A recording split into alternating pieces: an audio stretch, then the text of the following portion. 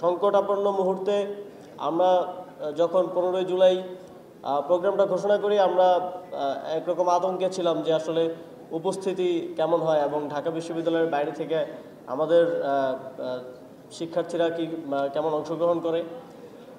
কিন্তু আমি যখন রাজু ভাস্কর্যে 12টার দিকে যাই, গিয়ে আমি প্রথমেই দেখতে পাই আপনাদেরকে। আপনারা ঢাকা মেডিকেল থেকে একটা মিছিল নিয়ে গিয়ে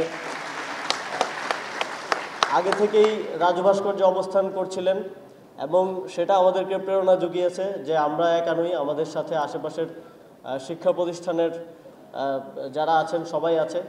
যেই থ্রেটটা আমাদেরকে দেওয়া হয়েছে সেটা আমরা একসাথে মোকাবিলা করব এবং সেদিন হয়েছিল তাই। আপনারা দেখেছেন কিভাবে ঢাকা বিশ্ববিদ্যালয়ের হলপাড়ায় সেদিন আমাদের উপরে হামলা করা হয়েছিল, আমাদের নারী শিক্ষার্থীদেরকে মারধর করা হয়েছিল। আমাদের সেদিন 50-এরও অধিক শিক্ষার্থী আহত হয়েছিল। সেদিন আপনারা দেখেছেন, আমরা পত্রিকায়ও দেখেছি কিভাবে ছাত্রলীগ বন্দুক তাক করে গুলি করেছিল। এবং সেই 15 জুলাইয়ের পরেই আমাদের আন্দোলনের ট্রানজিশন পয়েন্টটা শুরু হয়। আমাদের আন্দোলন এই হামলার মাধ্যমে শুধুমাত্র কোটার আন্দোলনে আর সীমাবদ্ধ থাকেনি। কোটার আন্দোলন থেকে আমাদের যেই জনগণের যেই আকাঙ্ক্ষা, দীর্ঘদিনের অত্যাচার নিপীড়নের মধ্যে থেকে যেই স্বাধীনতার আকাঙ্ক্ষা, সেই আকাঙ্ক্ষার পথে 15 জুলাই থেকে এই আন্দোলন চলা শুরু করে।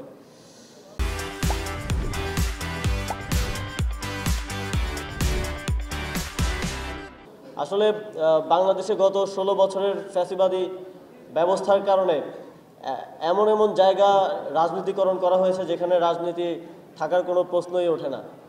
যেমন আমি কাজ করতে গিয়ে এখন দেখছি যে ক্রীড়াক্ষেত্রটা কীভাবে রাজনীতিকরণ করা হয়েছে, ঠিক একইভাবে চিকিৎসা ক্ষেত্রে রাজনীতিকরণ করা হয়েছে। রাজনৈতিক বিবেচনা চিকিৎসা ক্ষেত্রের মতো একটা জায়গা যেখানে আসলে সকল ধরনের ধর্ম, বর্ণ, শ্রেণী নির্বিশেষে সকলকে এক কাতারে রেখে একভাবে বিবেচনা করে চিকিৎসা দেওয়ার কথা, সেখানেও রাজনীতিকরণ এমন পর্যায়ে করা হয়েছে যে আমরা দেখেছি যে 4ই আগস্ট প্রত্যেকটা মেডিকেল কলেজ থেকে শান্তি সমাবেশ বের হয়েছে, যেটা অত্যন্ত দুঃখজনক।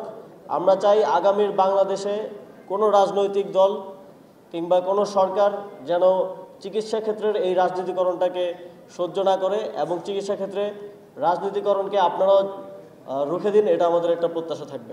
আসলে ওই সময়টাতেই প্রায় 10 দিনের মতো আমি গুম অবস্থায় ছিলাম, সে কারণে তখনকার অনেক ঘটনাই আসলে এখনও জানার সুযোগ হয়ে ওঠেনি। ঠিক 5 তারিখের পরেই সরকার গঠন এবং সরকারের দায়িত্ব পালনের কারণে অনেক কিছুই জানতে পারেনি, অনেক কিছুই এখনও অন্ধকারে রয়ে গেছে এবং বাংলাদেশের অনেক মানুষই কিন্তু এই ঘটনাগুলো জানে না। সেজন্য আপনাদের প্রতি আহ্বান থাকবে যে জুলাই গণ অভ্যুত্থানের আপনাদের প্রত্যেকের স্মৃতিগুলো, প্রত্যেকের অভিজ্ঞতাগুলো আপনারা লিখুন, আপনারা বই আকারে প্রকাশ করুন, আপনারা প্রকাশনী আকারে প্রকাশ করুন, যাতে করে দেশের মানুষ জানতে পারে আমরা দেশের মানুষের স্মৃতি থেকে আগামী 100 বছরেও যেন কোনোভাবে এই জুলাই গণ অভ্যুত্থান হারিয়ে না যায়। সেজন্য প্রত্যেকের জায়গা থেকে স্মৃতি সংরক্ষণ করতে হবে।